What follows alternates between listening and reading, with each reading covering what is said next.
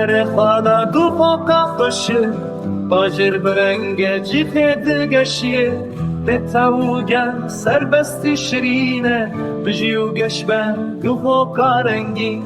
zaxol deşta çeman xebilî Amêda mezin warê mêrxasan Musil û hewlêr bi rengên xwe de Xemilandin du hokê bûka bahdinan Silêmanî û Kerkûk kada Kurdan Urmiyê mehebat sinekir maşan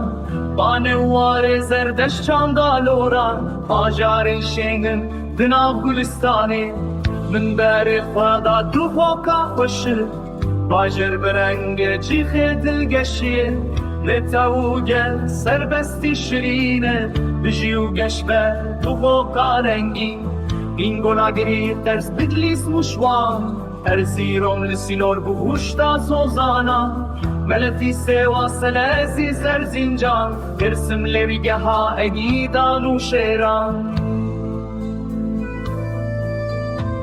Reha kevdarê deşta herranê Amed her dem sembola berxwedanê Merdîn kamişlo cizîr şirnef batman Serê kaniyê weran şardinan botanê